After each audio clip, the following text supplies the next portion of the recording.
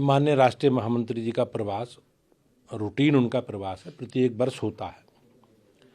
और हम अपने संगठनात्मक जो हमारा काम है, हमारे कार्यक्रम हैं, हमारे अभियान हैं, हमारी गतिविधि हैं संगठन की, उन गतिविधियों की समीक्षा करना और आगामी संगठन के कार्य विस्तार की दृष्टि से जो जो काम हमें करने हैं उनका मार्गदर्शन अलग अलग बैठकों के माध्यम से वो करेंगे।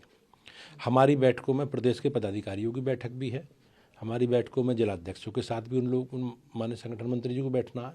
और हमारे कार्यक्रम में जो अभियान कार्यक्रम, हमारे विभाग, संकल्प, प्रकल्प हैं, मोर्चे हैं, सबके साथ उन्हें बैठना है। एक संगठनात्मक बैठक है और रूटीन बैठक है।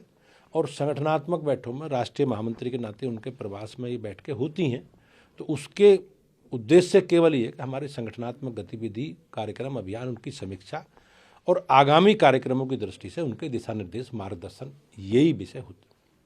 सर, आज भाजपा के सुप्रीमो मायावती ने एक प्रेस नोट जारी करके बीजेपी और सपा दोनों पे आरक्षण विरोधी होने का,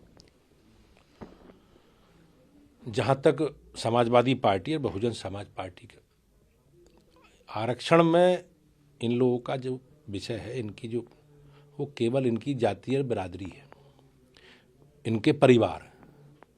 भारतीय जनता पार्टी नियमानुसार, संविधान में प्रदत्त व्यवस्था के अनुसार जो भी आरक्षण की व्यवस्था है, उस आरक्षण की व्यवस्था को आगे बढ़ाने के लिए संकल्पित है। जहाँ तक नगर निकाय चुनाव से संबंधित विषय है, माननीय न्यायालय के आदेश के बाद परिस्थिति उत्पन्न हुई है, लेकिन सरकार ने एक डेडिकेटेड कमीशन बना दिया है। वो ट्रिपल टेस्ट के आधार पर पिछड़े वर्गों की आबादी का आकलन करेगा और जैसे रिपोर्ट आएगी उसमें तुरंत माननीय न्यायालय के लिए सरकार गई है, उच्चतम न्यायालय में जो भी मार्गदर्शन होगा, दिशा निर्देश होगा, उसी दिशा निर्देश के आधार पर आगे बढ़ेंगे।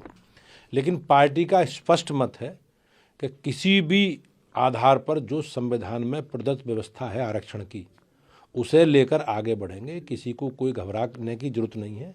ये लोग गुमराह कर रहे हैं, इनके पास अपना कोई राजनीतिक दलों के नाते कोई मुद्दा बचा नहीं है। और आप देख रहे होंगे जो लोग कोर्ट गए, वो कोर्ट में कौन लोग थे, चुनाव को उलझाने का काम किसने किया, और ये 2010 का माननीय न्यायालय का आदेश था। ये सब समाजवादी पार्टी के लोग हैं। इनकी मंशा चुनाव में जाने की नहीं है। ये जनता को गुमराह करके, भ्रम की स्थिति फैलाकर जनता को अपना एजेंडा सेट करना चाहते हैं।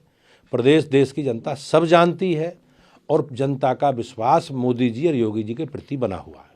राहुल गांधी का सर एक बयान था, उन्होंने कहा कि सेना के पीछे छुपकर सरकार से बात नहीं बनेगी, सीमा पर क्या हो रहा है उसको बताना।